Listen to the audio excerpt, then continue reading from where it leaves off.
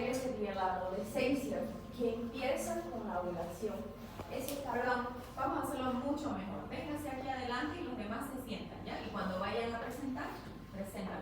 Un dato importante que necesito de cada uno es que no se olvide de darle su nombre. Yo lo voy a registrar si están participando en esta actividad. Una de las etapas más importantes es la adolescencia, que va a empezar con una fase primordial de la maduración de los óvulos. Sabemos que los óvulos son importantes para que pueda desarrollar futuramente un embarazo. Y sabemos que la adolescencia está marcada también por la maduración de los órganos sexuales, por la aparición de pelos pubianos y también de ese desarrollo corporal. Tenemos la otra etapa que es la juventud, que es la etapa más fértil, donde la mujer ya empieza a tener una vida sexual activa. Otra etapa sería la adultez, que empieza el decrecimiento y el climaterio, decrecimiento acelerado. Otra etapa sería la menopausia, ya es cuando la mujer hay una baja probabilidad de embarazarse porque ya deja de producir los óvulos. La edad fértil en una mujer es un periodo de tiempo donde está propensa a quedar embarazada. Ese periodo se inicia con la menarquia y termina con la menopausia, la cual varía en cada mujer y está determinada por factores biológicos. El rango típico aproximadamente es de los 15 a 40 años. Entonces vimos desde el principio el ciclo de las etapas de las mujeres que empiezan desde la adolescencia con la menarquia, que sería la fase donde la mujer está madurando, donde va a estar produciendo los ovocitos, y ya en la menopausia cuando el fin de ese periodo, cuando ya deja de producirse ovocitos y hay menor probabilidad de embarazarse.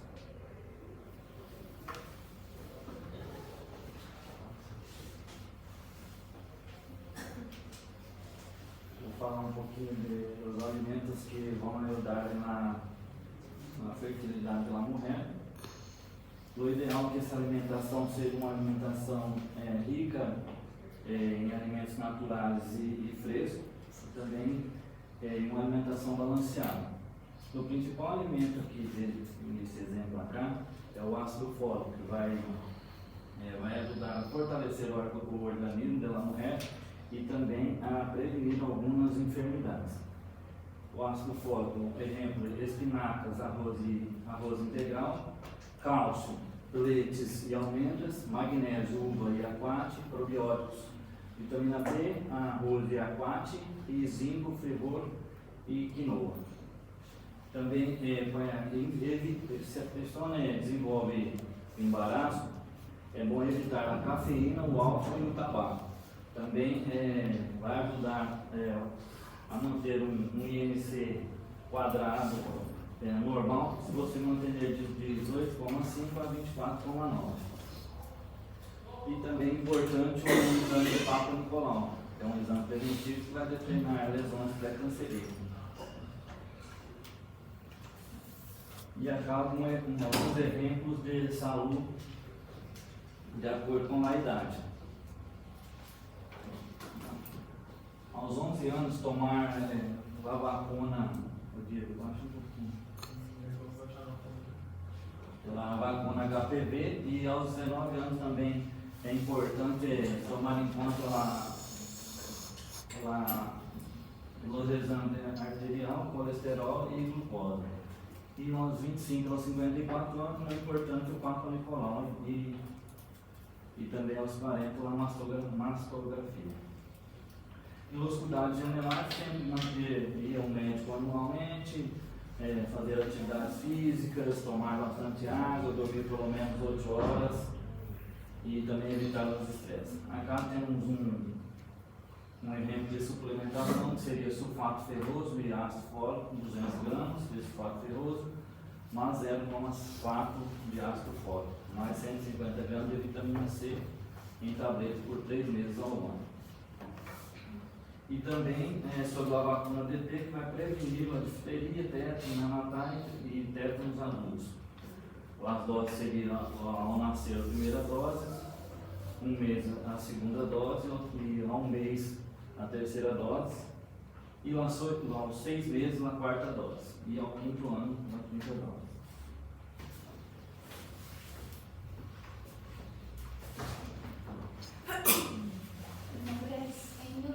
Y acá son algunos ejemplos de enfermedades que pueden aparecer en la edad fértil de la mujer, que es las enfermedades inflamatorias, cáncer avanzado, carcinomas de citos, y estas enfermedades pueden ser diagnosticadas tempranamente y para un tratamiento oportuno a través de algunos exámenes como el Papa Nicolau, que é essencial que a mulher realize a cada ano, e também algumas outras enfermidades como o tumor maligno mais frequente na mulher, que é o câncer de mama, também pode ser diagnosticado tempranamente utilizando autoexames. A mulher pode realizar autoexames a partir dos 20 anos, ou a mamografia, que sabemos que mulheres a partir dos 40 anos têm que se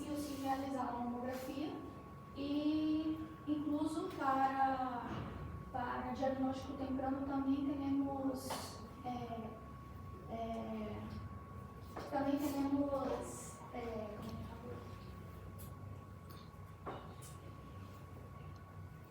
o Outubro Rosa, que é o mês destinado à prevenção do câncer de mama. E também sabemos que na idade fértil ocorrem muitos câmbios hormonais em las mulheres, marcado por la liberação por la hipófise de los hormônios luteinizantes, folículos estimulantes, que vai começar os ciclos menstruais da mulher, e também está marcado por la liberação de hormônios também como os progesteronas e estrógenos, e isto que marca a idade fértil da mulher. Estes câmbios essenciais de hormônios que vão produzir o ciclo menstrual e a fertilidade da mulher.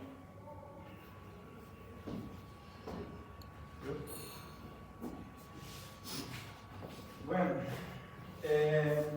en hospitales de primer nivel se pueden llegar pacientes en la menarquia que todavía son jóvenes y no conocen qué es la menstruación, su regla, cuántos días son. Entonces, como nosotros vamos a ser médicos generales, tenemos esa obligación de explicar para nuestros pacientes qué es, por ejemplo, la menstruación, qué es la descamación del útero, principalmente el endometrio, explicar qué es la ovulación, que su cuerpo se prepara todos los meses para recibir la fecundación. Y si no hay la fecundación, posteriormente la menstruación, ¿no? Explicar también que hay las etapas del útero y del ovario, y la fase proliferativa, secretora y menstrual. Y también la fase lútea, que ya sería la fase del ovario, ¿no?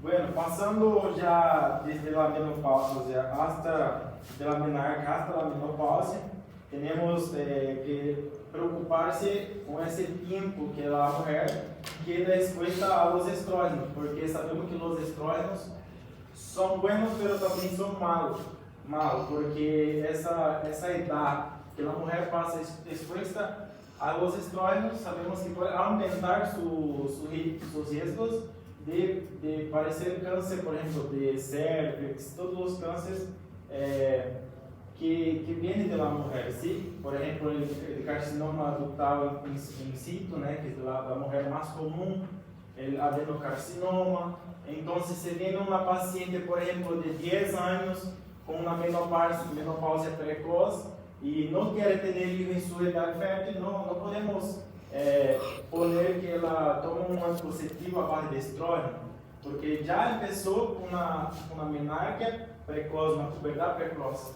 Então vai passar mais tempo exposta aos estrógenos, sim? Y también hay que explicar en las mujeres de edad avanzada, entre los 45 a 55 años más o menos, que puede empezar su menopausia, explicar qué es la menopausia y los signos de la menopausia, ¿sí? Que serían los sofocos, su falta de energía, así se relata las pacientes. Y aquí dice que son 12 meses consecutivos sin la menstruación. Salud reproductiva y fertilidad. La importancia de los exámenes ginecológicos regulares. Los exámenes regulares no solo promueven una salud reproductiva óptima, sino una tranquilidad para el paciente, una tranquilidad y permitir una planificación familiar más efectiva. Mantener un control ginecológico ayuda a permitir al paciente a tener prevenciones de alguna patología o otros problemas que se pueden dar durante un embarazo. Eso nos ayuda a una detección temprana de alguna enfermedad, patología o otros problemas. Control de enfermedades de transmisión de ETS y evaluación del ciclo menstrual, como también una educación y un asesoramiento para él. Estilo de vida y fertilidad. No solo hay que enfocarnos en lo que es un estudio ginecológico regular, sino también explicar al paciente lo que es una dieta equilibrada y lo que es un ejercicio, que ayudan en un papel importante lo que es la salud reproductiva, como la nutrición, rica en vitaminas y minerales y mejora la función ovárica, como también el ejercicio regular que favorece un peso corporal saludable, lo cual es vital para la ovulación y la espermatogénesis linfótica. Por otro lado, hábitos como el consumo de tabaco, alcohol y droga pueden reducir significativamente la fertilidad, afectando la producción hormonal como la salud en general.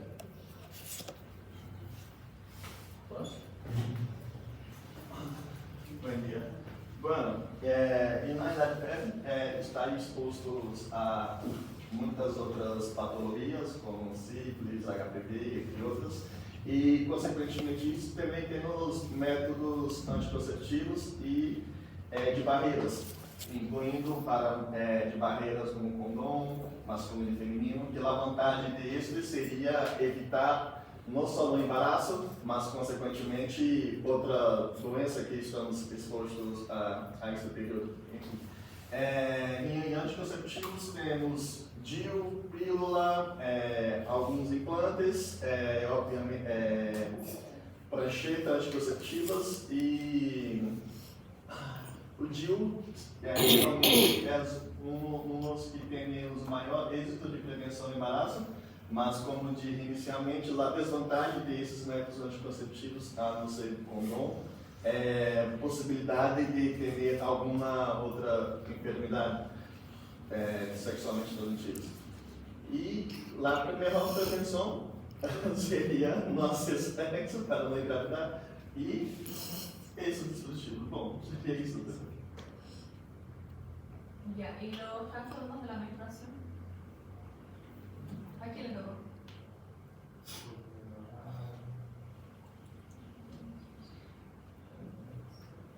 El IMC, no hablamos del IMC. ¿Cuántas familias de métodos anticonceptivos conocemos? ¿O puede resumirme usted? Bom, temos Familias.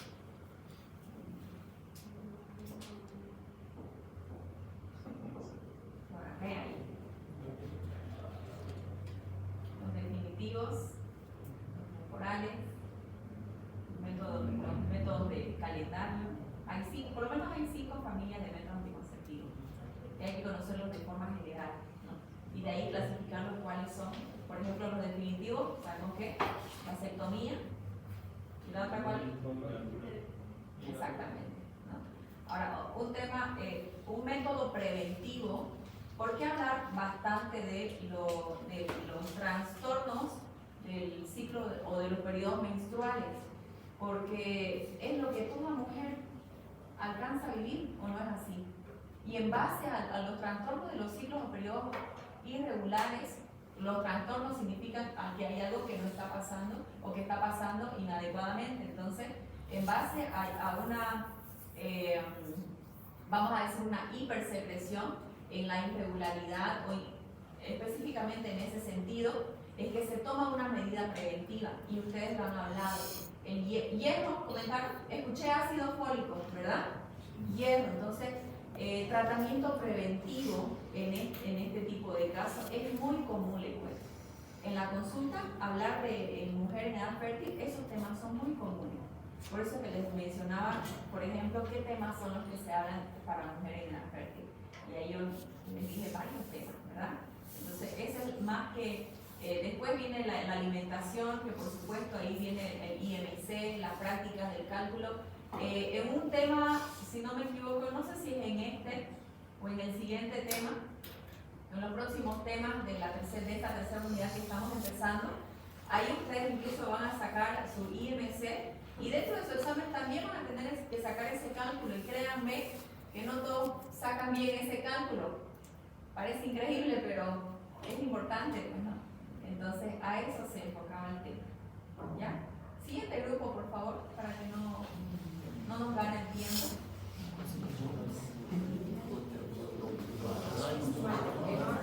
Embarazo, claro. Embarazo, luego parto y puerperio. Ahora sí el embarazo hay hartas cositas. Ahora no se olviden, a ver chicos, yo sé que tenemos actividades, pero para que estas actividades valga la pena, como decir, tengo 6 puntos para práctica, me los tengo que ganar, hay que ser un poquito más creativo, ¿ya? Entonces, tratemos de dar la información necesaria, ¿listo? Entonces, aquí en el primer grupo, por ejemplo, faltó un poquito más de material atractivo. No se olviden que promocionar la salud no solamente es hablar de un tema, sino, ¿nos convencieron o no nos convencieron? Dice, ¿no? Más o menos. ¿Ya? Entonces, tomen en cuenta los demás grupos que tiene que ser, que valga la pena esta oportunidad que tenemos de poder hablar.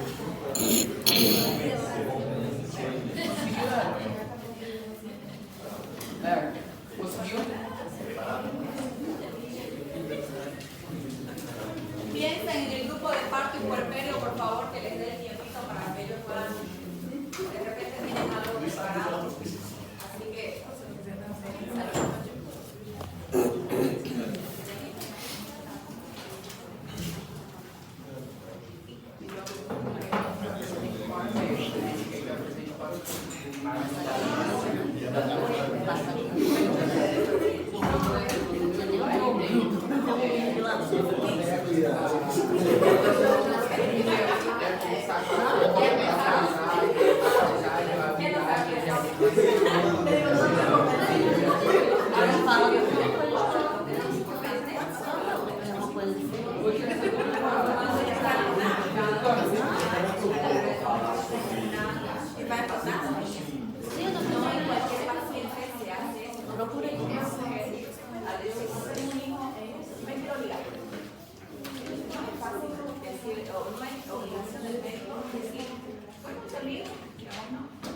entonces son temas que en la consulta son muy claros, ¿no? Entonces, eso también es importante, el tema de los métodos anticonceptivos múltiples.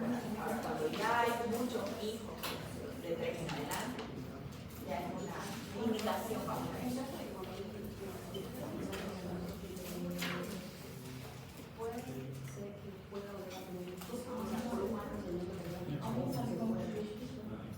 No nos olvidemos que tenemos cuando es un procedimiento que no está bueno,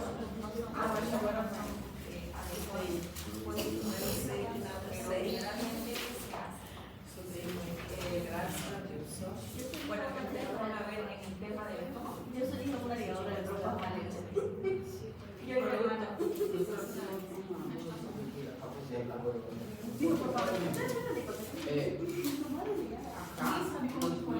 nosotros hablamos de médicos para tem uma questão, essa prestação se separa um público, às vezes tem saúde das pessoas que estão dependiendo del tema.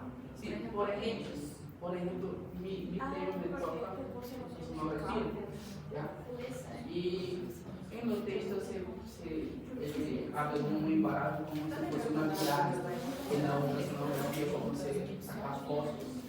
Então, parece que ficar ¿Viaje? para ¿A qué se refiere?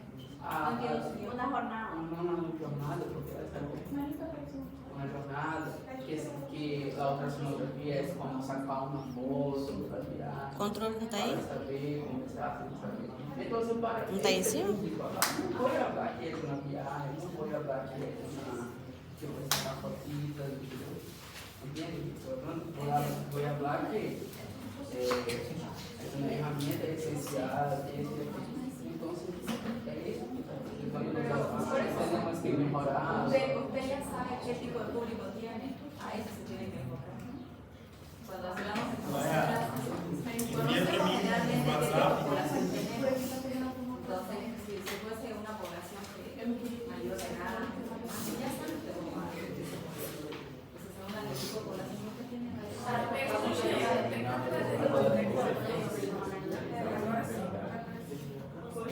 Porque acho que está mais difícil para conectar a gente.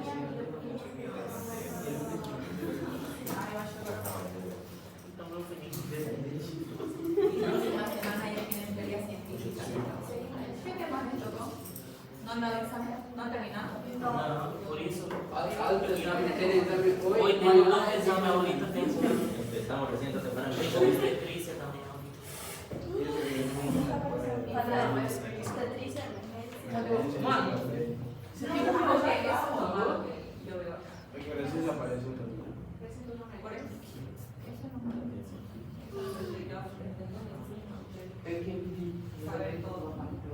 Você tem um aplicativo? Tem, tá tudo aqui. A primeira opção lá em cima. Esperar. A primeira opção lá em cima.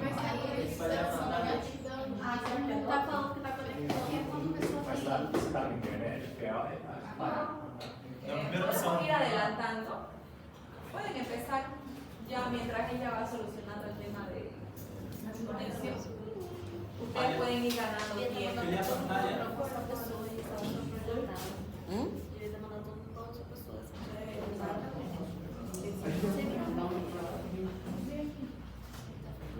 Ainda tem tempo, tá 9h30, tem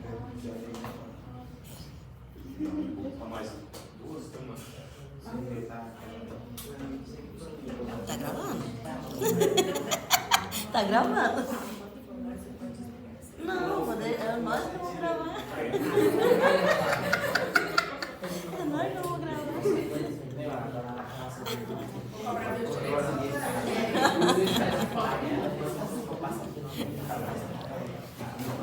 Eu bloqueei você do canal, daí você vai saber que tá falando.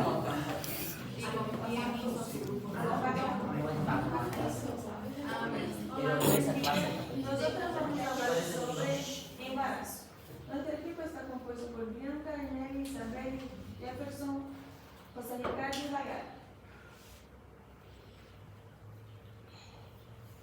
Bueno, ¿qué es el embarazo? El embarazo es un proceso fisiológico complejo que comienza con la fertilización del óvulo y culmina con la parte de un bebé. Durante esse período, o corpo da mulher experimenta de múltiplos cambios para apoiar o crescimento e o desenvolvimento adequado do feto. ¿Qué es el control prenatal y su importancia?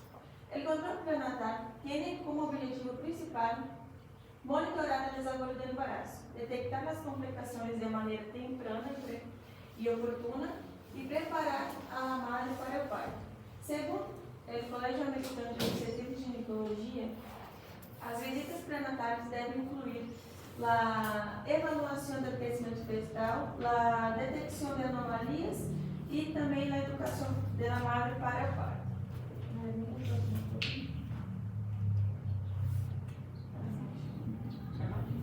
Na frequência. Em primeiro trimestre, as consultas devem ser a cada 4 semanas, onde se deve realizar uma história clínica e os exames iniciais, como hemograma e a ecografia de viabilidade. Em o segundo trimestre, se continuam as visitas a cada 4 semanas e aí se hace a ecografia morfológica e também o monitoreio do crescimento fetal. Em o terceiro trimestre, são visitas a cada 2 semanas, a partir da semana 28 e semanalmente a partir da semana 36. E aqui vai ser evaluada a apresentação fetal e se vai realizar as provas como monitoreio fetal e também o Doppler. Perdón, usted nombró algo de ecografía morfológica del primer trimestre. Sí, Ya, ok. Yo voy a hablar sobre los exámenes comunes en el embarazo.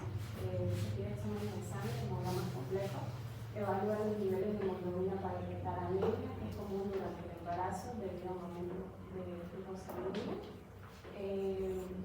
Tenemos las pruebas de grupo sanguíneo que determinan la compatibilidad del LH entre la madre y el feto, lo cual es crucial para prevenir las enfermedades hemolíticas del recién nacido. Y también tenemos exámenes de orina que se le piden pruebas proteínas y glucosa para la definición de proteínas en la orina que pueden indicar preeclampsia, mientras que la glucosuria es un signo de diabetes gestacional. Otros exámenes incluyen las pruebas de infecciones como sífilis, VIH, hepatitis B, que son signos vitales para prevenir infecciones a largo plazo.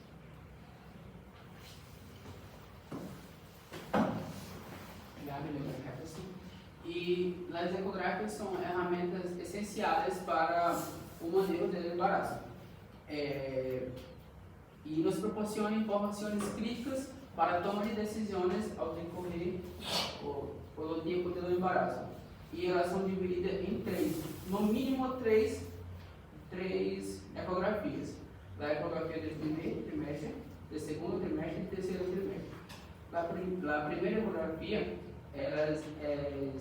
existe com o intuito principal de mirar a viabilidade do embaraço, a idade gestacional e se há embarazos múltiplos. Lá do segundo trimestre, que é a ecografia morfológica, vai nos proporcionar informações sobre se o paciente se ele tem malformações, vai nos falar sobre a anatomia do feto. E a ecografia do terceiro trimestre vai nos proporcionar informações sobre o crescimento fetal e sobre a quantidade de líquido amniótico y posición fetal. Acordando a lo que dice su compañero, un dato muy importante antes de pasar este punto, una de las ecografías más importantes es la primera, ¿no? La primera ecografía donde después de confirmar ya un embarazo, hasta la semana 13.7 de embarazo, uno le tiene que decir a la mamá, usted tiene que sacarse una ecografía desde la semana 11 hasta la 13.7 semanas de gestación. ¿Por qué en esa etapa gestacional? Porque sucede que cuando esa ecografía de primer trimestre, como se le llama, cuando uno va a evaluar esta condición materno-fetal, para sospechar de que en ese embarazo vienen posibles malformaciones, hay un aspecto que se fija ecográficamente. Entonces, estamos viendo ahí, vamos a decir, el saco amniótico, está la cabecita del feto, así lo voy a dibujar medio rarito, ¿ya?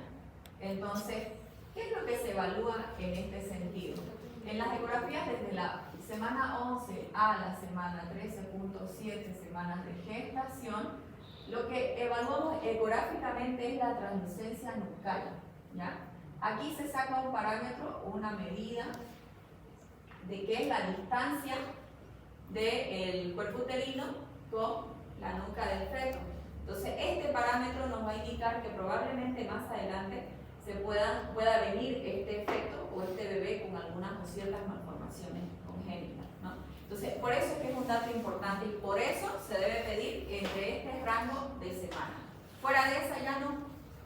Entonces, es un crecimiento y desarrollo constante que se da en esta primera etapa de gestación. Por eso es que esta ecografía es muy importante, seguida de las otras ecografías morfológicas, que no son las únicas ecografías, pero son una de las más importantes, porque morfológico significa que usted va a evaluar cada área o en cuanto al desarrollo del cuerpo del fetal. Por eso es que es una de las primeras ¿no? para evaluar esta condición. Y más adelante seguimos haciendo controles preventivos en caso de que haya alguna sospecha que nos indique por estos parámetros que puedan suceder algo más adelante. Por eso es que es importante. ¿Ya? Continúe.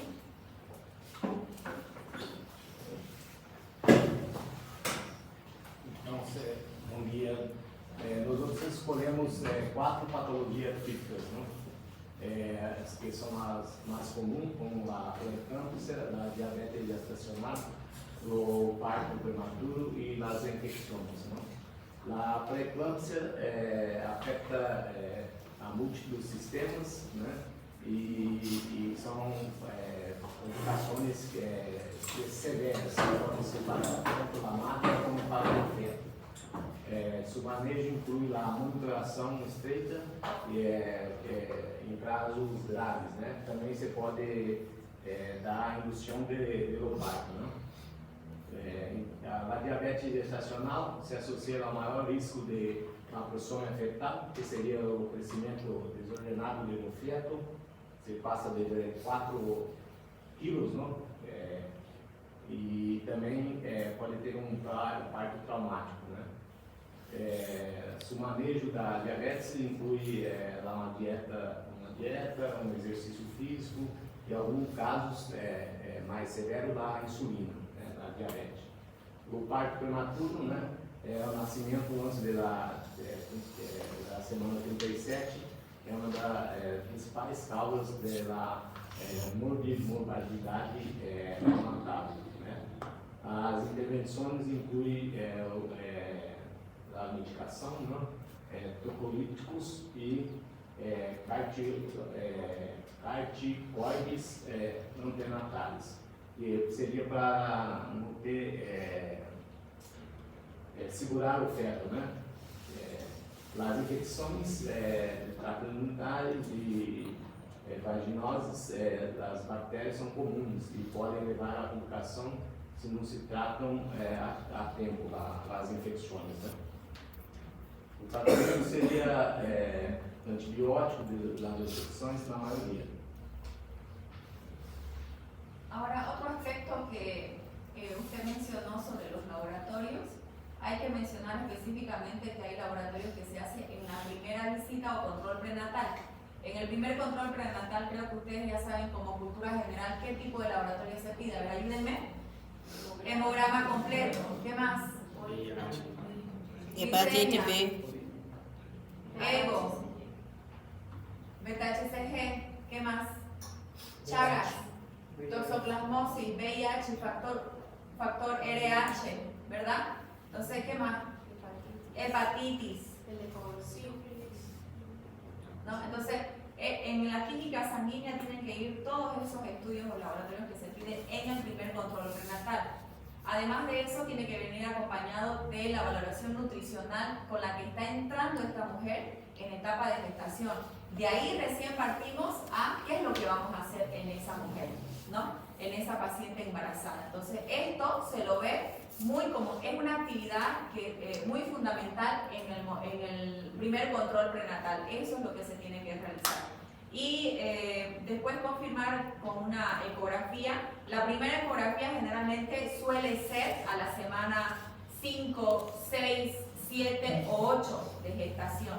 Entonces, eso, ¿no? Donde apenas se ve la vesícula vitelínica, ¿verdad? Entonces, esa es la primera ecografía con la que uno dice, bueno, me apoyo con este método diagnóstico, aquí hay un embarazo que se está iniciando y seguido de eso voy a evaluar el estado nutricional, por eso es que se pesa, se hace talla, se mide presión arterial, todos los signos vitales y se saca el IMS. Y de ahí empezamos a corregir cuáles son algunos aspectos que necesitan ser corregidos, ¿no? Entonces, básico, estamos viendo aquí en estos temas exclusivamente las actividades que se desarrollan en el momento de la consulta médica con la embarazada. ¿Listo?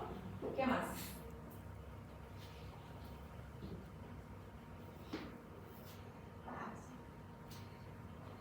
Bueno, seguidamente de eso, también se evalúan desde las primeras semanas de gestación que hay una característica muy importante que son los signos de peligro, ¿no? Los signos de peligro.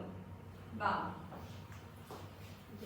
Aquí sería básicamente sobre las contracciones de Braxton Hicks, que tienen ese nombre porque fue identificado por este doctor, que sería John Braxton Hicks, y que sería básicamente estas contracciones serían como una preparación natural del cuerpo, que se dice que es como si fuera un preparo para el momento de parto, como si fueran las contracciones del momento de parto, pero que pasa es que no van a conducir a una dilatación cervical y también no van a causar ningún dolor. Entonces, sería como un ensayo. Lo puse aquí que sería como una prueba que el útero va a hacer antes que ocurra todo lo que se tiene que hacer, porque el cuerpo en este momento va a estar, las contracciones en este momento va a estar mostrando al cuerpo cómo sería todo, cómo que se va a pasar todo, y así va a mejorar el flujo sanguíneo, va a poder fortalecer las fibras musculares, preparando para el momento de parto. Y como les dije, la diferencia sería que las contracciones de parto verdadero van a causar dolor y van a tener esta dilatación, pero las contracciones de Braxton Hicks no van a tener eso, van a ser irregulares y serían van a tener una duración de 30 a como 2 minutos, pero si modifica la posición o todo eso, porque va a causar un incómodo, pero no sería nada como las contracciones mismas del parto. ¿Tiene ahí a qué semana de gestación más o menos sucede eso?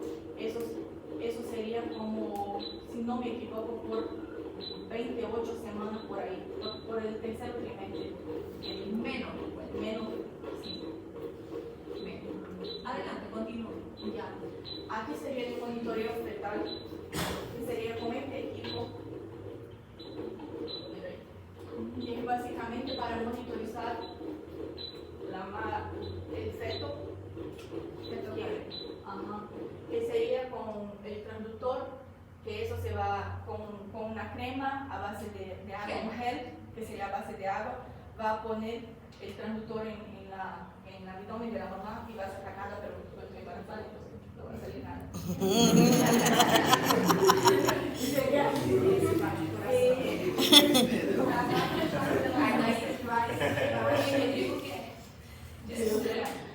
Y lo que pasa es que, ¿para qué sirve eso? Que sería para evaluar la frecuencia cardíaca del feto y la circulación sanguínea que va a tener en la placenta y el cordón umbilical, y va a también detectar problemas con insuficiencia placentaria. ¿Por qué? Porque si los latidos están abajo de 120 va a ser como una insuficiencia placentaria, si no me equivoco, y por encima de 160 va a ser como una taquicardia que se puede hacer por infecciones o otra enfermedad.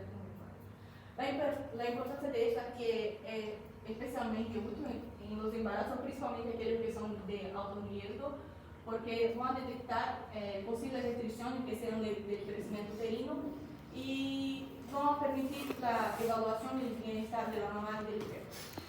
Y el método, como ya les expliqué, sería pasando el transductor en el abdomen para escuchar los latidos. Voy a aprovechar un tips nada más que ahora, ¿desde qué semana de gestación puedo utilizar esto? ¿Qué creen ustedes? 12 semanas. 20. Ya, está bien. 10, 12 semanas en adelante se puede utilizar. ¿En qué tipo de paciente? Varía.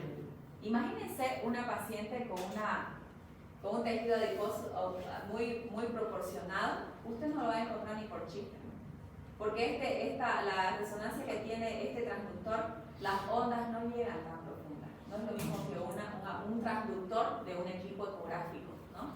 Entonces, uno de los tips que, bueno, personalmente a mí me enseñaron en aquel tiempo de internado, me dice el residente, cuando busques fetocardia, te vas a ubicar el ombligo del paciente, entonces el ombligo del paciente lo vas a ubicar y el transductor, el gel, lo vas a poner en esta zona. Entonces, una forma muy rápida de que ustedes puedan encontrar fetocardias ahí. Ahora, si ustedes ven pacientes delgaditas, por ejemplo, ella, probablemente sí lo encuentren en 10, 12 semanas, 15 semanas, lo puedan encontrar. Ahora, la presión que ustedes ejerzan va a determinar también. Muchos hacen esto, ¿no? Por miedo o por sensación se mueve el fetito y ¡ay! Digamos, ustedes ahí ya se ponen nerviosos. Entonces no, ustedes pueden presionar ligeramente para encontrar el latido, la frecuencia cardíaca del bebé. Entonces ahí ahora, tienen que esperar unos minutos para determinar porque el número de la frecuencia cardíaca va a ir variando. Entonces, el promedio se saca a medida que usted controle en 1 a 2 minutos exageradamente, esa será la fetocardia. Lógicamente puede estar en otras posiciones, pero nada más es un tips que les puedo dar al momento de que ustedes practiquen la fetocardia. Pacientes con un tejido adiposo muy pronunciado o quizás exagerado, no lo van a encontrar muy fácilmente, a menos que van a ver que se presiona bastante, ¿no? Por las ondas que atraviesan. Entonces, un dato importante, ¿en la primera consulta se saca fetocardia? No, cuidado, ¿no? Que eso puede ser pregunta de examen, ¿no? Entonces, no se puede. Por eso es que le estamos viendo, continúen por favor, estamos viendo cuáles son las actividades que se realizan en el primer control prenatal y consecutivamente en cada uno de ellos. Olha, essa formação, meu trabalho vai falar sobre o gestograma, que é uma ferramenta gráfica, que se calcula a frente provável de parto e monitoreia o programa do embaraço semana a semana, baseado na fecha da última menstruação. É essencial para verificar o controle do pré-natal e estimular o crescimento do feto. O gestograma ele suele estar composto por discos, que são esses discos, que é exterior e interior, e eles giram sobre o outro. Esses discos eles contêm diversas escalas e marcas que facilitam o cálculo do embaraço e a idade gestacional e outros parâmetros importantes do embaraço. O exterior ele apresenta uma escala fija da fecha dele do calendário e que abarca dos 12 meses de ano. E ele permite o usuário alinhar a fecha da última menstruação com o calendário real. Já o disco interior, ele contém as semanas da gestação e se alinha com o disco exterior para mostrar a evolução do embaraço desde a concepção até as 40 semanas. As limitações é que o gestograma tem que ter exatamente a fecha da última menstruação. Então, a mulher tem que estar com todos os ciclos regulados. Então, ela tem que ter a última menstruação do ciclo, tem que ter 28 dias e ela tem que ovular dia 14, para ser exata a fecha. Então, aqui está os 12 meses de ano e vamos calcular que ela aqui a pessoa, o médico tem que pôr a última fecha, por exemplo, que aqui está em janeiro, aqui, então vai pôr a última, e aqui são em 5 dias. Então a última fecha dela de embaraço foi em janeiro, então provavelmente a fecha que vai ter o parto vai ser em outubro. Aqui vai ser em outubro, entre dia 30 a dia 5 de outubro. Pode passar. Isso é tudo. Graças.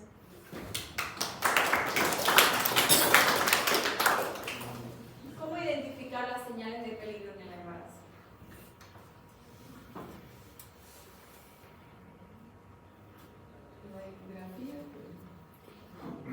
Hemorragia. ¿Cómo usted le puede, esa parte es muy fundamental y también lo mencioné como parte del tema? Entonces, ¿qué es lo que va? En la primera consulta se identifica el estado nutricional, se identifica la condición materna con la que está empezando el embarazo, ¿verdad? Pero además de corregir o hacer esas correcciones nutricionales, se habla de inmunización también, se habla de algunos cuidados, de algunas características que durante el embarazo se pueden ir manifestando, como las contracciones de Braxton Hicks, que a diferencia de las otras contracciones que ellas probablemente pueden sentir, estas no generan dolor y son esporádicas, no son continuas y no viene acompañada de dolor. Esa es la gran diferencia.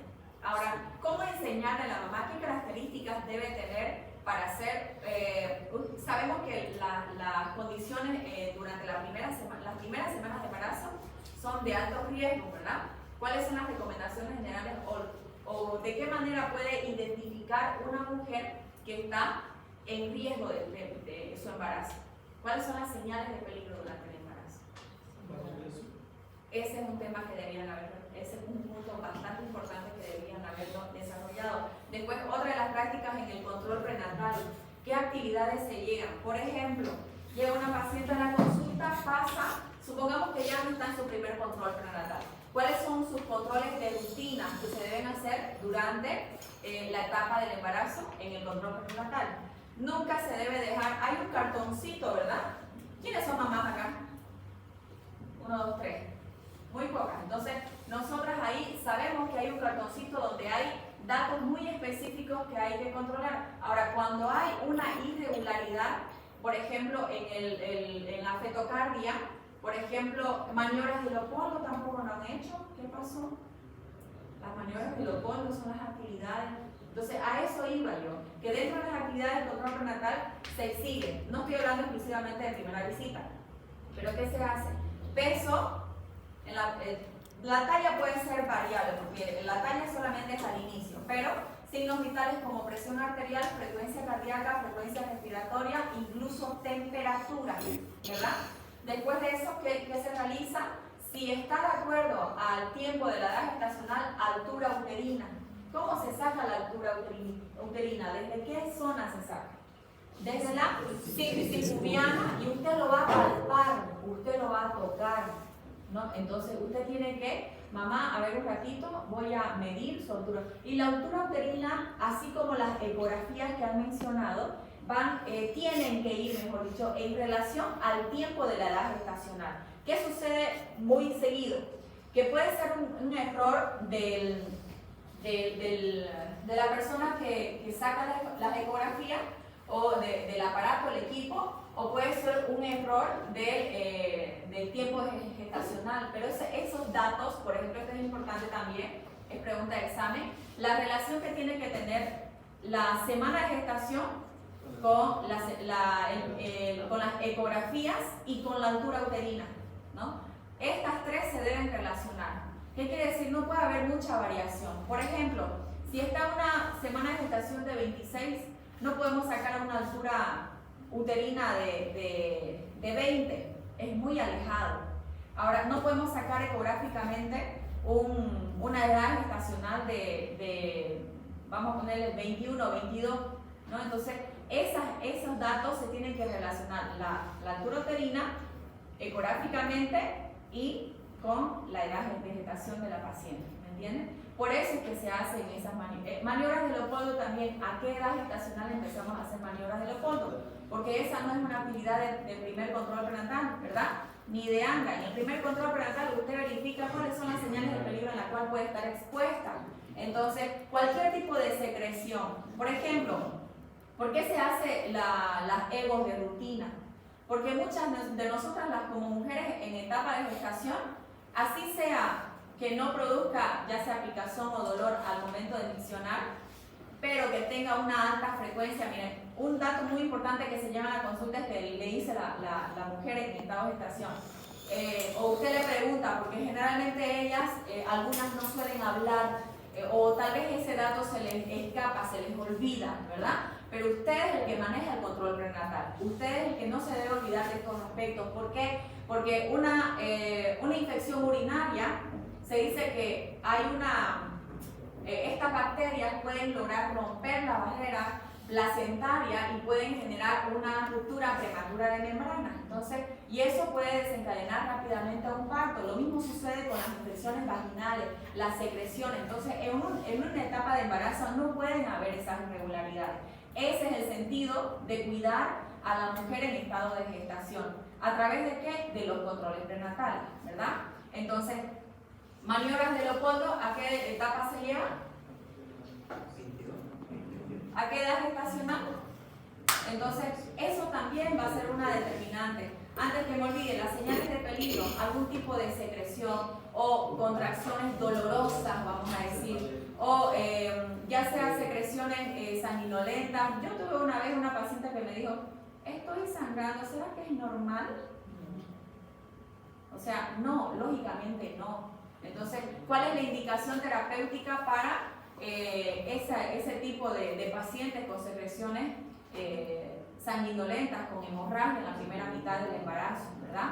Esas características son las características o actividades que se llevan a cabo en los controles prenatales en este caso. La posición también, o sea, en toda la etapa del embarazo, por eso es que aquí hay bastante de qué hablar. En toda la etapa del embarazo usted la va a guiar de cómo puede ser un embarazo adecuado, ¿no? Y así como les digo, hay mujeres que se desentienden completamente, por eso es que son controles prenatales, porque hay que hacer un seguimiento continuo, no esporádico. Y muchas veces usted se puede topar con un óbito así la barriganga, pero está muerto el feto adentro, porque no, se fue moviendo poco a poco. Por eso es que uno evalúa la fetocardia. Y cuando hay una fetocardia que está en bradicardia, esa frecuencia cardíaca, o a los movimientos o a la estimulación al momento de las maniobras de Leopoldo, tampoco no hay una reacción positiva fetal, entonces se hace un monitoreo fetal. Para eso son los monitoreos fetal, que tampoco lo he escuchado. Los monitoreos fetales. El monitoreo fetal se lo realiza a través de un equipo que va a registrar la dinámica uterina en curvas, ¿no? Incluso para aquellas mujeres que tienen contracciones uterinas que son fuera de la fecha de parto, ¿no? Entonces, eso es muy importante. Con respecto a las infecciones urinarias, la proteinuria, la presión arterial alta, ¿verdad? Entonces, son actividades que hay que evaluar. Eso esperaba escuchar. Faltó un poco más en ese sentido, ¿ya? Parto, ¿dónde está parto? Adelante. Vamos, ya estamos terminando. Ahora sí. Eso no le aparece. Todo va para la careta. Ahora sí.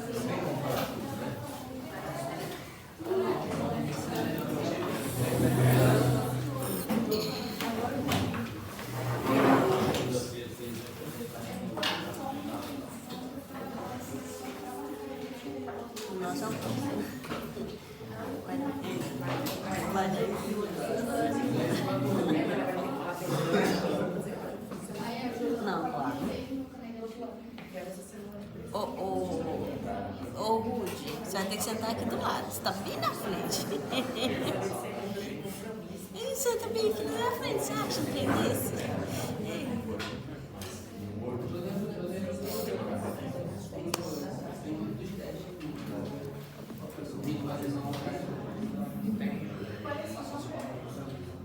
¿Tu nombre? Sí. Diego. Sí.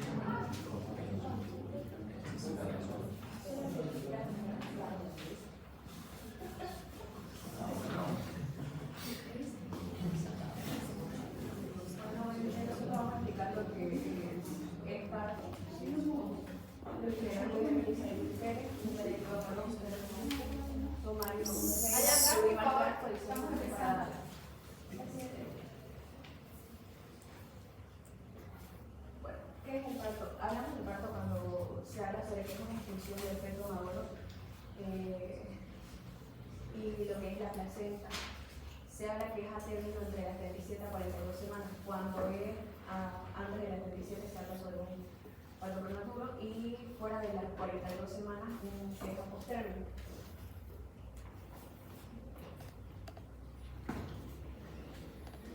Bueno, cuando se habla de parto también se tiene que hablar sobre el partograma. Pero ¿qué sería el partograma? Básicamente sería un registro práctico de evaluación del trabajo de parto que va a tomar en cuenta la dilatación cervical y también la altura uterina de dilatación en función del tiempo. Es necesario su correcto llenado del partograma y también para ser fundamental su efectividad y también para prevenir una práctica médica incorrecta o también negligente que puede resultar en lesiones tanto al bebé cuanto a la madre. Este partograma también sirve como un registro documental que puede ser revisado posteriormente caso tenga complicaciones o también litigios médicos. Va a proporcionar una cronología clara y también objetiva de los eventos del trabajo de parto y proporciona también una representación gráfica del tiempo en el eje horizontal y la dilatación cervical la dilatación cervical en eje vertical. Siguiente, por favor. Bueno, aquí tenemos un ejemplo de que sería un partograma que vimos en el anterior semestre en obstetricia, ¿eh? Vamos a ver en internado y decorrer de la vida. Y hay objetivos que debe tener este partograma, que serían básicamente la identificación temprana de posibles complicaciones, la toma de decisiones informadas y también una comunicación efectiva entre el personal médico. ¿Cuáles son los elementos básicos que tiene que tener un partograma? Sería la identificación de la paciente, parámetros para construcción de la curva de alerta, acá, cuadro de incorporación de evaluaciones periódicas, la dilatación, el descenso del feto, una línea base, las horas y también la referencia que tiene que tener. ¿Sí?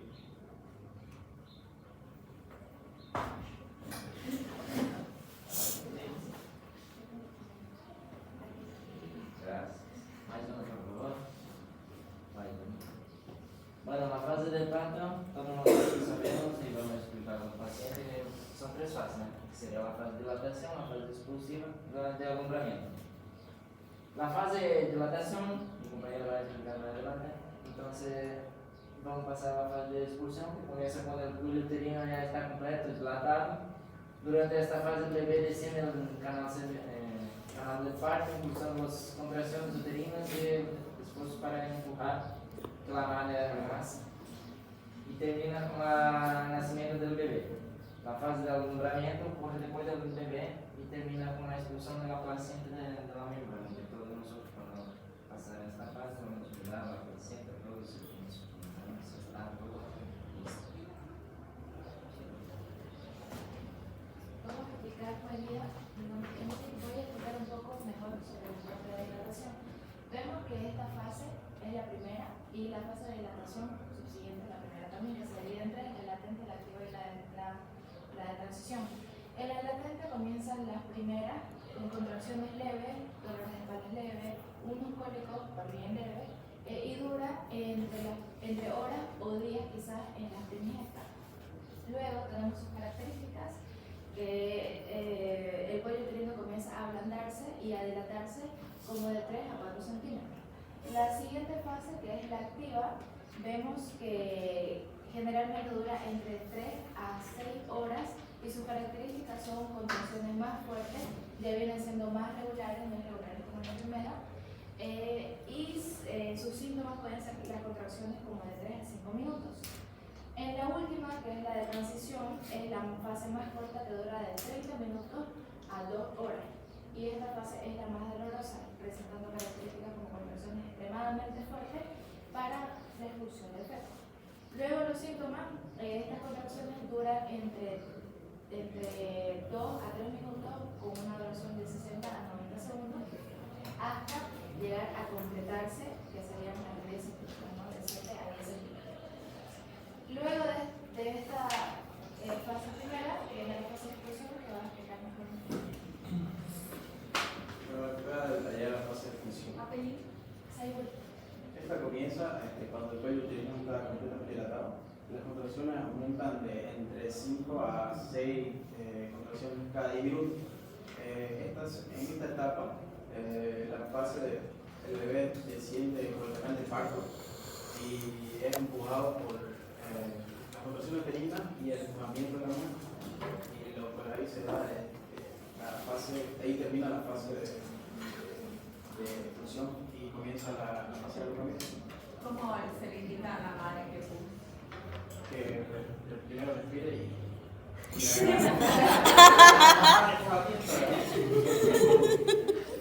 esto sucede también muy frecuente en la, ni siquiera en sala, bueno ya en la sala de parto, es verdad. Algo que no debe ser desconocido es enseñarle cómo pujar a la madre, porque cuando ella puja erradamente puede hacer sufrimiento fetal, puede hacer una complicación en el bebé. ¿Han visto ustedes por qué hay niños que nacen con un hematoma acá? Sí. La cabecita. ¿No? Es porque han hecho sufrimiento fetal. Su parto ha sido muy... ¿Por qué? Porque la madre tiene que saber cómo pujar. Generalmente ese pujo tiene que ser como cuando va al baño, hacer el 2. Entonces, esa es la característica, porque cuando va a pujar, cuando pujan mal, generalmente hace solo con el abdomen, ¿no? Entonces, el pujo tiene que ser de una manera diferente. Y generalmente se le dice, puje como si va a usted ir al baño, hacer el 2. Y usted se va a topar con una embarrada, vamos a decir, ¿no? Cuando las mamás ya están en las últimas, usted le tiene que enseñar a pujar así. Porque muchas veces se tarda por nada más el trabajo, puje bien y se desgasta. Lo peor de todo es que cada vez se desgasta más físicamente, las energías se van desgastando y nada que sale el muchacho, ¿verdad? Entonces eso es una complicación también. ¿Qué otra característica que más mencionaron ustedes? Algo que trabajo de parto con alto riesgo perinatal. Ese es un tema muy importante. Si lo van a hablar, enfóquese a hablar más de eso. ¿Cómo viene? Porque es un trabajo de parto con alto riesgo perinatal. Una de las características que usted mencionó en las fases del parto. ¿Cuándo inicia el trabajo de parto? Mamás, ¿cómo iniciaron su trabajo de parto? ¿Se acuerdan? ¿Qué fue la característica que ustedes notaron? No sintió nada. Solo la bolsa salió del líquido. ¿Ya? Solo esto. Una es esa. ¿Y usted? Dolor. Solo dolor. Muchísimo. ¿Han escuchado del tapón mucoso? Sí. ¿Qué color es? ¿Qué característica es? Oscuro. Marrón, café. Después de, no todas, obviamente no todas les pasa eso, pero una puede ser el rompimiento de la placenta, ¿no? Y en otras mujeres puede ser el tapón mucoso. Desde ahí, la madre, téngalo por seguro. Las contracciones son soportables, vamos a decir, ¿no?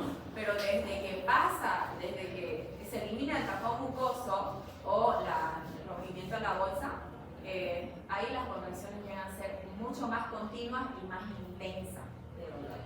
Entonces, esa es una de las características iniciales de un trabajo de parto. ¿Cómo identificar? Continúe, por favor. La fase de alongamento é considerada na terceira fase do parto e é um desprendimento e o descenso da placenta. Dentro dessa fase de alongamento existe um tempo, né, que é dividido em primeiro, segundo, terceiro e quarto tempo, que é o primeiro tempo que é o desprendimento, o segundo tempo que é o desprendimento das membranas e o terceiro tempo que é o descenso placentário. No primeiro tempo, depois do parto, o útero se contrai, se retrai para adaptar-se a seu menor conteúdo. E dentro do alongamento existem dois tipos de desprendimento, que é da cara fetal e o desprendimento da cara materna. Na cara fetal, 85% dos desprendimentos são de cara fetal, que é conhecido como Bauderlock de Schutz. E da cara materna é o Bauderlock de Vulcano, que é um desprendimento. Imaginamos que esse aqui é o útero, e no segmento superior fica a placenta, a cara materna fica aqui e a cara fetal aqui. Quando é de cara materna, o desprendimento é feito aqui, que é considerado de Bauderlock de Vulcano, e quando é fetal, o desprendimento acontece aqui, que é considerado de Schutz. Melhor. Pode ver? Vamos ver aqui.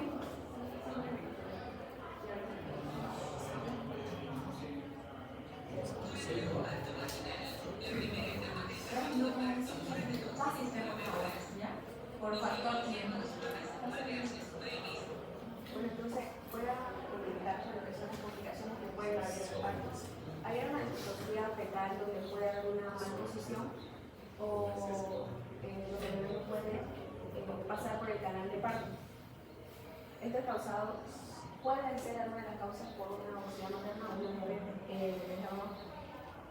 En estos casos se puede hacer una que es necesaria para no dañar o lesionar a los bebés. en una...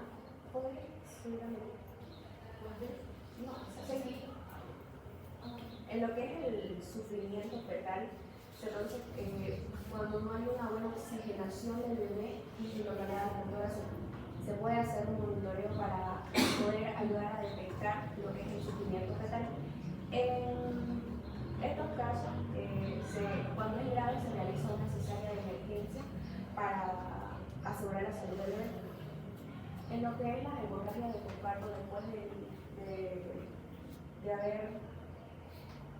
haber tenido, puede ser por un desgaste uterino, por problemas de placenta o de trastorno de coagulación, y en estos casos se hace una transfusión de sangre, procedimientos quirúrgicos si es necesario, y medicamentos medicación de medicamentos para lograr el útero. En las infecciones puede ser tanto como paranormal, y en el resto puede ser una sepsis o una endometritis. Y en el parto prematuro ocurre cuando el bebé nace antes de las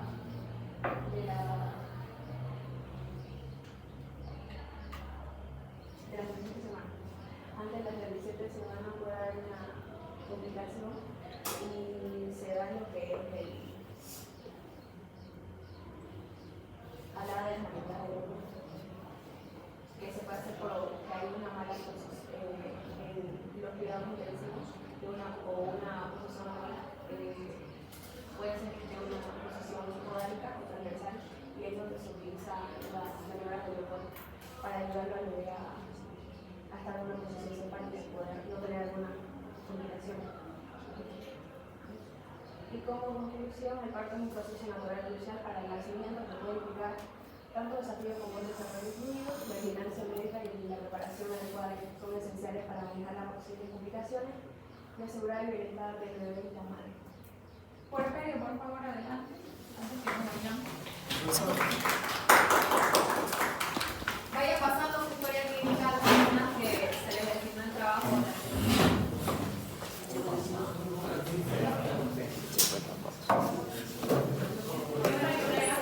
Sí. Ya que tiene que decir su nombre, ¿verdad?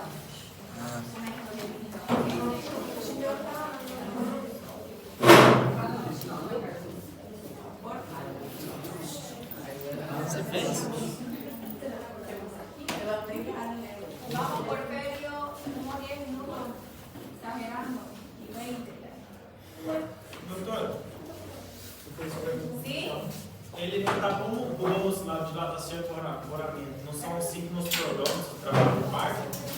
Por exemplo, não está em trabalho de parto, só que está antes do trabalho de parto? Sim. Sim.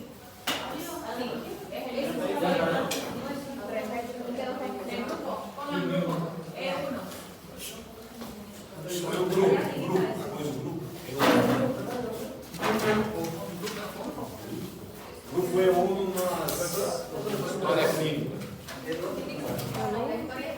Tem que dar uma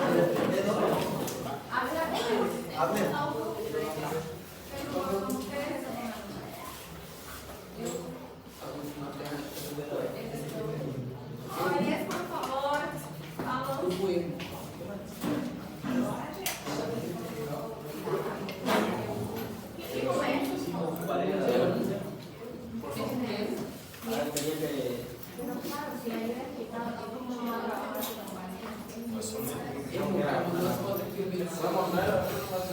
no hay trabajo. Tengo harta de el miércoles.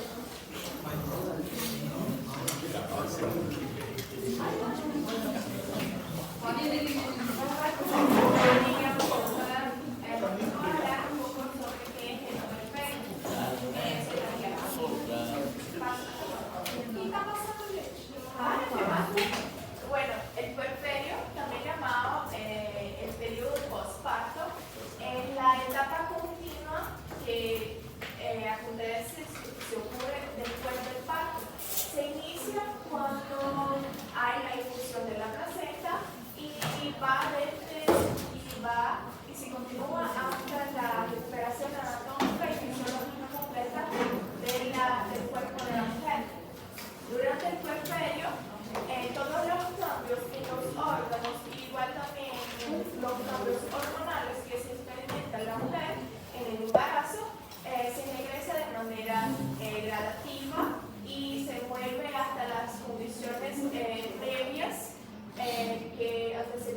el embarazo.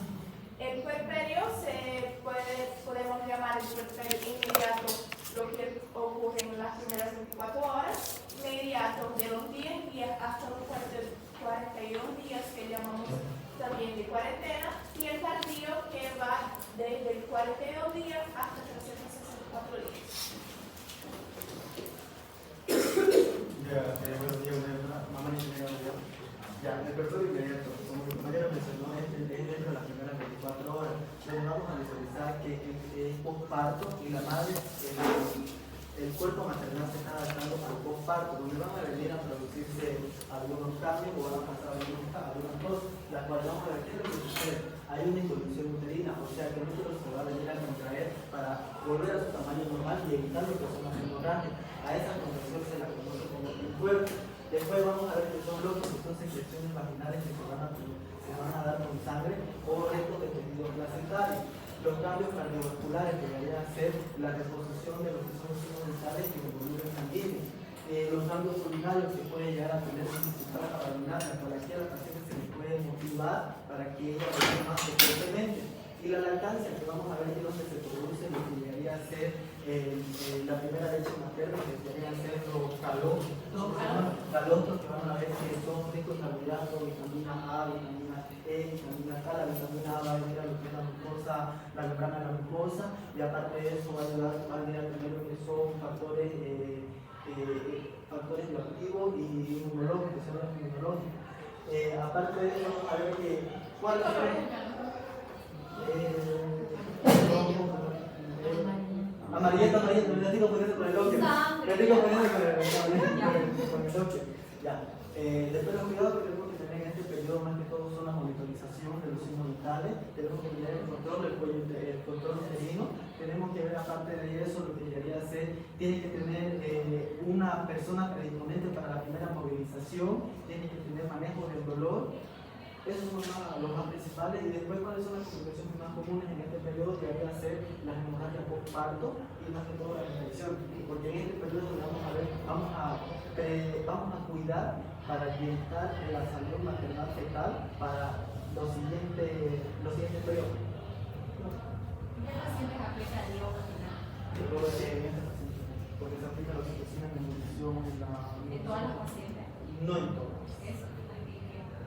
Más que todo cuando no hay una contracción uterina. Ajá, exacto. El punto para él. Adelante.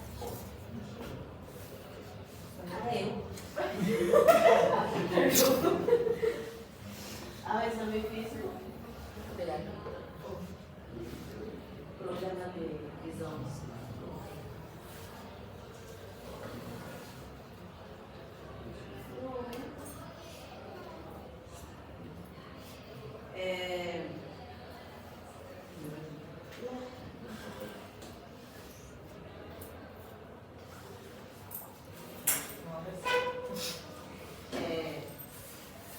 O abdômen em diástases de los retos locales de útero. Em el primeiro dia, no fundo, a nível de umbigo, de 12 a 15 centímetros de la sípse pubiana. E sexto dia, entre o umbigo e o borde da superfície da pubis. E 12º dia, a intropelvianus, que desaparece a palpação.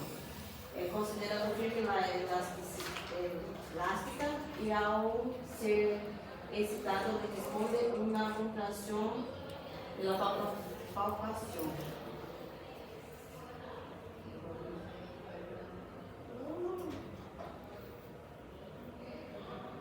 E os genitais.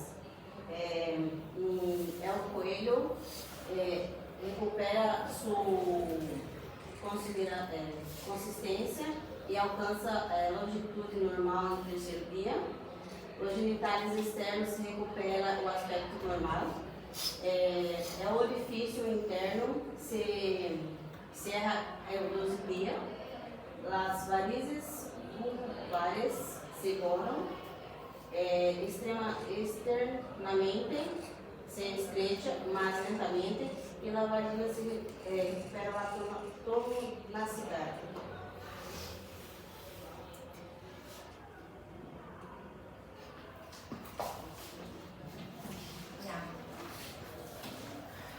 Bom dia, doutora.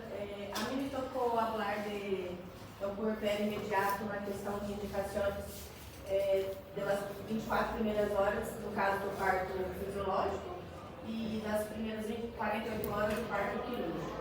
Que do parto fisiológico seria a dieta corengue, que a dieta corengue é que a mulher pode comer todo, porém com muitas vitaminas e tudo que tenha carboidrato, certinho para repor e para que ela possa estar bem alimentada para começar a gerar a amamentação, a lactância. O controle total de ciclos vitários e lóquios. Os lóquios, foi o que meu companheiro falou, que é o sangramento que a mulher vai sair na questão de ganhar bebê e está saindo.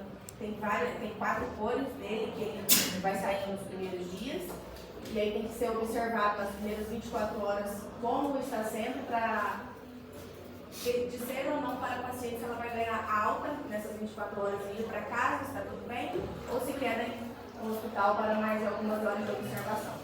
Amoxicilina 1 grama via oral, paracetamol 500 mg via oral também, sulfato ferroso 200 mg via oral uma vez ao dia, lactância materna, que é 100% importante, a planificação familiar, total importância, que tem que ter o acompanhamento da família para ajudar a mãe com o bebê recém-nascido, que ela precisa de total atenção e de amor, carinho e afeto, e comunicar os câmbios que tem, principalmente nas 24 horas dentro do hospital.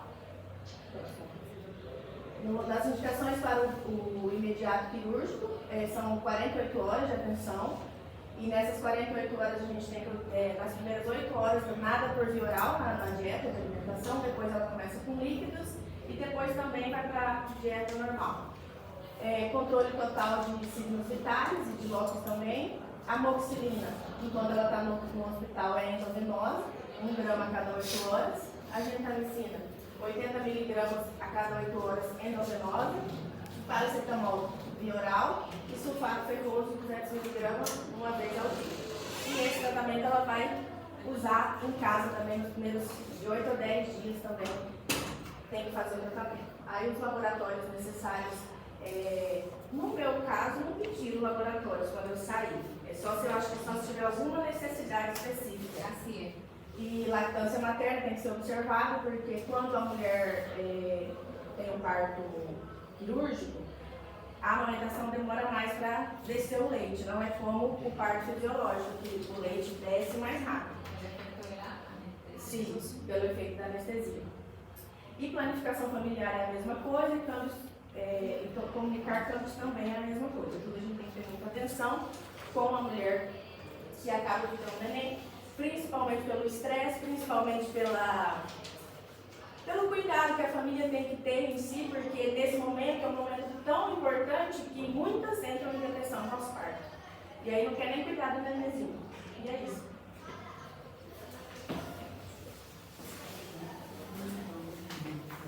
Soy Javi, voy a hablar sobre puerperio inmediato, que es considerado la segunda etapa del puerperio. Ahí nosotros vamos a ver el control de signos vitales, que se debe ser tomado a la paciente 2 veces por día.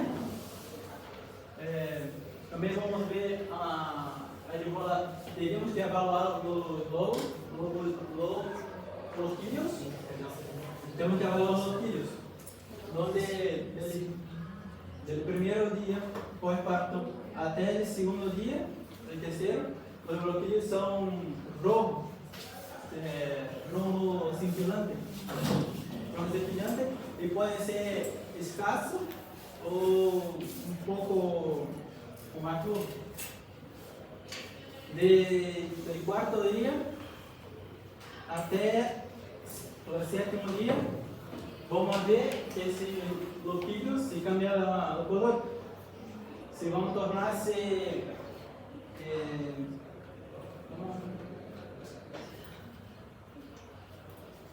como se tornasse mais rosado, ou se não, até llegar a ficar marrom, um café claro. E depois, logo disso, se torna blanquecino. E depois temos a evolução uterina, onde ocorre a diminuição da metade do volume do útero. Os hipertonias hablam que assim que tem o parto, o útero pesa 1 kg e depois de 7 dias já está com 500 gramas e depois de 15 a 35 dias já está com um peso de 50 a 100 gramas.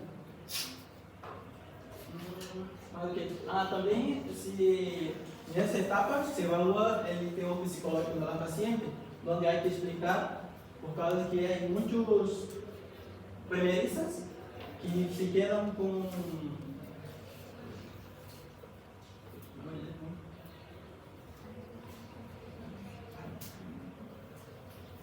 trauma pós-parto, ficou com trauma pós-parto,